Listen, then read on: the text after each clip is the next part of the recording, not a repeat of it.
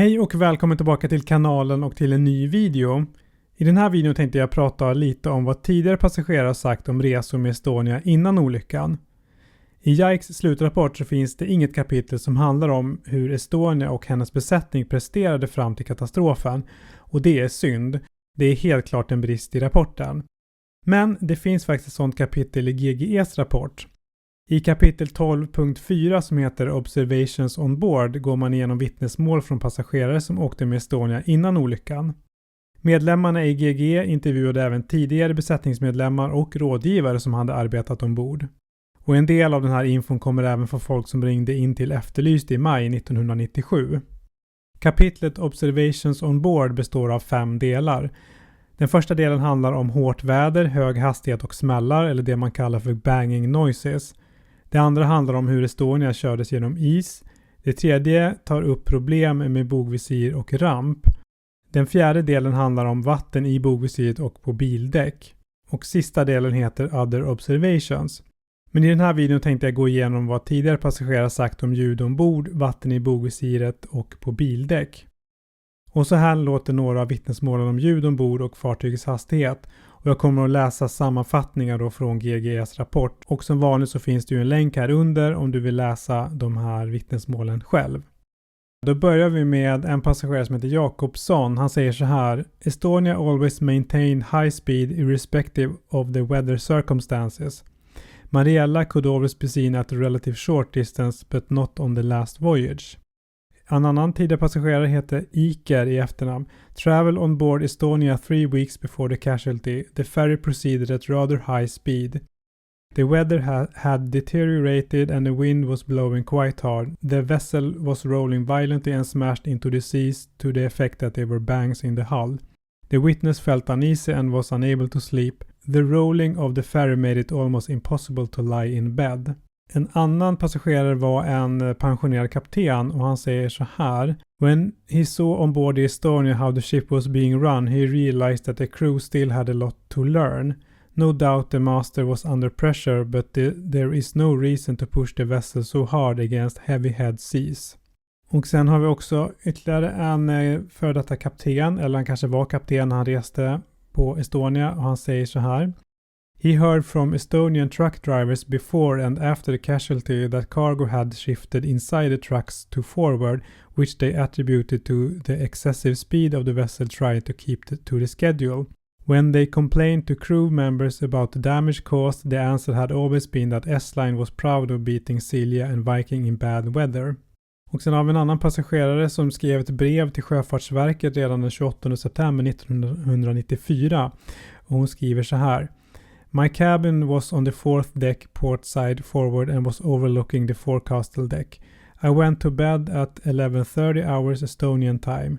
The waves were coming over the bowvisor and were smashing with remarkable force against my cabin window. Each time the vessel was diving into a wave through there was banging, metal on metal, and I had the feeling that the visor was loose. It was impossible to sleep, so I got dressed and walked all around the vessel, and subsequently I went as deep as I could inside the vessel. Down there I could also hear the banging, but it did not sound as dangerous. I went back to my cabin where the banging noises were much louder and frightening.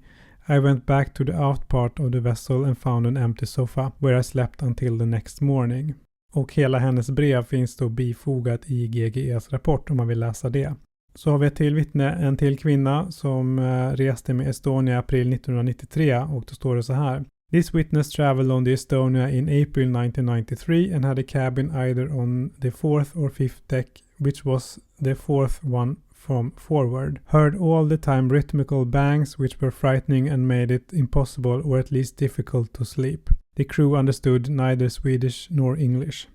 Sen har vi en till passagerare som heter Nyström. Made a trip on the Estonia in May 1993 and noted water on the car deck, although the scene was calm. Heard strange noises in his cabin like rhythmic bangs from forward. Och en annan passagerare som reste med Estonia i september 1994 säger så här: Travel on the Estonia in September 1994 from Tallinn to Stockholm and had a cabin on the first deck. The weather was stormy and she heard and felt hard bangs from forward which she had never heard or felt before. Vi har ytterligare en kvinna som reste med Estonia den 14 och 15 september 1994 och hon säger så här. Made a trip on the Estonia on 14th-15th September 1994 which was rather unpleasant, uncomfortable. She had a cabin from where she looked onto the visor. On the voyage to Stockholm the weather was bad and she heard and felt rhythmical bangs from forward. Och sen har vi en rysk affärsman som bodde i Stockholm och åkte ofta med Estonia, och det står så här om honom. His last voyage was on 22nd of September 1994 from Stockholm to Tallinn. He was in cabin 1064 below car deck. He could not sleep due to the continuous banging noises from forward. The weather was not bad and the vessel was slightly pitching and rolling. He heard the noise for several hours. The vessel passed Söderarm and after that the banging started and went on to about 02 hours in the night. Och det var de vittnena som fanns med i GGEs rapport, och flera av de här vittnena som jag precis tagit upp berättar ju alla om hårda smällar från förskeppet, och det verkar ha varit höga ljud så folk blev rädda och oroliga och inte kunde sova. Men man kan väl nästan säga att de här ljuden verkar ju ha varit normala ombord, eller vad man nu ska säga. Och tidigare besättningsmän har sagt att det kunde smälla och skaka rejält i fartyget i hård sjö, och det berodde väl delvis då på konstruktionen som den har jag pratat om tidigare. Estonia hade så kallad utlagd bog, vilket gjorde att i hård sjö kunde det smälla väldigt högt och hårt, och det var därför man var tvungen att sänka hastigheten då. Det är ju flera passagerare från olycksnatten som berättar om 2 eller 3 väldigt höga smällar, och det verkar ha varit smällar då som inte hade med vågorna att göra, och de här smällarna verkar ju ha hört genom hela fartyget.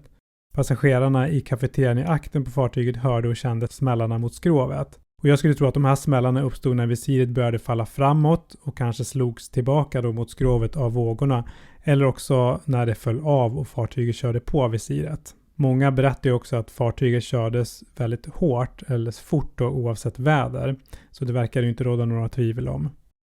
Och det jag ska läsa upp nu kommer att handla om vatten på bildäck eller vatten i bogvisiret. Då börjar vi med en 40-årig ingenjör som gjorde ungefär 30 resor med Estonia. Och det står så här. Dahlberg, engineer, made about 30 trips on the Estonia, clearly remembers frequently having heard the splashing of water inside the visor at sea, realized the bad condition of the visor and of the bow ramp as well as the many cracked and re-welded welding seams in way. Decided not to use the Estonia anymore when going from Stockholm to Tallinn, but to go via Helsinki instead. Sen har vi en skeppare. Det är en lots från Sandhamn. Han säger så här.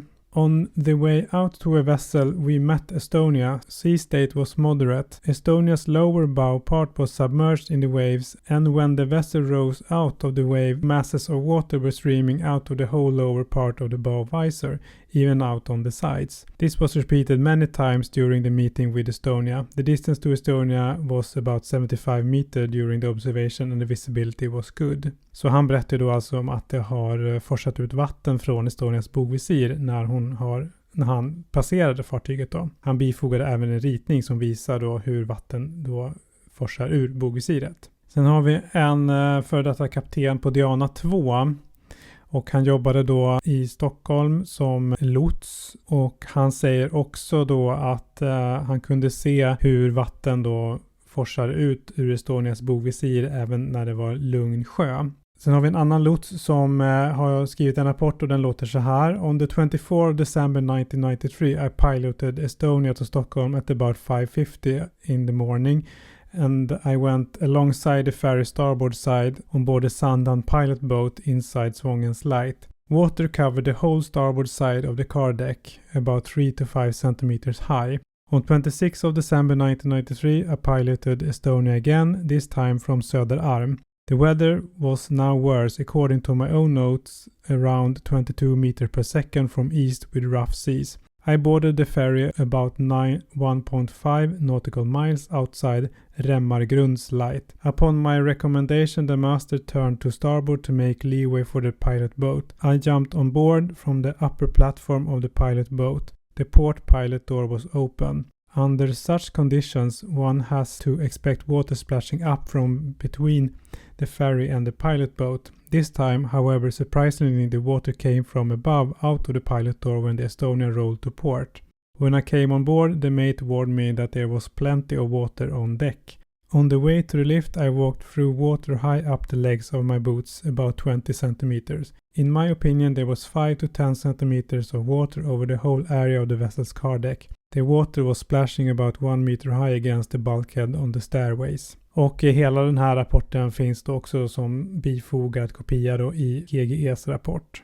Sen har vi en annan passagerare som säger så här. As far as he remembers, it must have been already back in October 1993 when they came down to the car deck and there was still water on the deck inside the indentations and in the corners at the sides.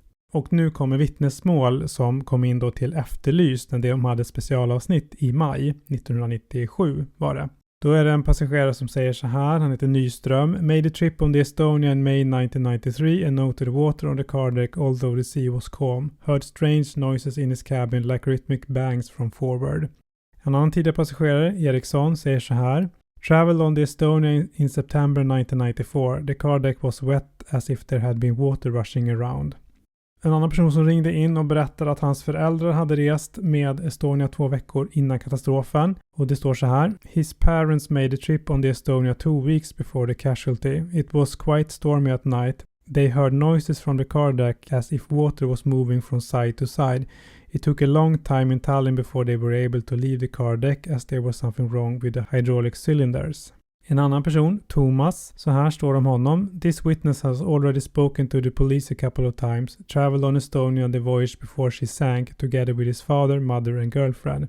They had a cabin below the car deck and heard large water quantities moving above them from side to side. It sounded as if a 25-meter pool was in movement. The family tried to report to the crew what they heard, but could not find anybody able to speak Swedish.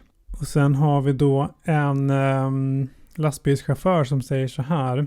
When we came back down to the car deck before or upon arrival at either side, I remember that the car deck was always wet with water standing in indentations. This was particularly in the forward part of the car deck behind the bow ramp. I have frequently observed when sitting in my truck watching the berth maneuver of Estonia in Tallinn and the opening of her visor that water was splashing out of the visor when it was open. I have also observed in Stockholm after I left the ferry via the stern ramp and was then driving alongside the vessel forward that water was streaming out of the closed visor. Och så sista då är en affärsman. I saw welding and burning several times when the ramp was closed. It was the port side, mainly the lower bolt. There was always a ladder in the vicinity of the bow ramp. I once or twice came down to the car deck at sea during normal weather sea state conditions, opened a door in the center casing and saw at once that there was a lot of water on the car deck. I would estimate about 5 centimeters. This was the second door from forward. This was on voyage from Stockholm to Tallinn because vice versa I had no reason to go to the car deck as I saw the cars in Tallinn. Och det var de vittnesmålen då som finns som handlar om vatten på bildäck eller vatten i bogvisiret. Jag måste säga att jag ändå tycker att det här är ganska oroande läsning eller hur man ska uttrycka det. Flera personer har ju noterat att det var vatten på bildäck när de kom ner till sina fordon på morgonen. Och en del personer som bodde på däck 1 säger sig dessutom ha hört hur vatten har skvalpat fram och tillbaka. Men om det är möjligt att höra det när man befinner sig i en hytt, det vet jag inte riktigt. Men flera av varandra oberoende personer säger ungefär liknande saker. Så något har man ju hört helt klart och något som man reagerade på. Men då är frågan varifrån det här vattnet kom. Kan det ha kommit från en läckande ramp eller någonting sånt? När Estonia filmades den 2 oktober 1994 då, alltså den här första filmningen av vraket, så satt det någonting som liknande madrasser mellan rampen och skrovet. Jacks teori var ju att de hade flutit dit då i samband med katastrofen med att rampen öppnades och sen stängdes. Men andra tänker sig att de fanns där för att täta en läckande ramp. Och jag vet egentligen inte vad som är mest sannolikt. Men den 9 september 1994 så inspekterades Estonia i Stockholm. Då var det Bureau Veritas som gjorde en genomgång och då kollade man bland annat de så kallade cargo ports. Och exakt vad som avses med det vet jag inte riktigt, men jag skulle gissa på att det handlar om ramperna i fören och i akten eftersom det är ju då där man lastar fartyget. Och den här inspektionen genomfördes utan anmärkningar och det låter ju inte som att rampen skulle kunna vara läck då i alla fall inte den 9 september. Men jag vet inte, det här protokollet från den inspektionen finns på Riksarkivet om du vill läsa den själv och dra egna slutsatser. Men för att sammanfatta det här då, att Estonia kördes hårt i alla väder verkar det inte råda några tvivel om. När man läser de här vittnesmålen från innan olyckan så känns det som att den här katastrofen bara var en tidsfråga. Fartyget pressades hårt och bogvisirets svaga lås lika så. Och vi vet ju att flera andra fartyg råkade ut för incidenter med bogvisiret innan Estonia, så det var ju inget som var okänt. Men det var det jag tänkte jag skulle gå igenom i dagens video. Vad tänker du när du hör de här vittnesmålen från tidigare passagerare? Lämna en kommentar här under. Tack så mycket för att du har tittat, så ses vi i nästa video. Ha det så gott. Hej då!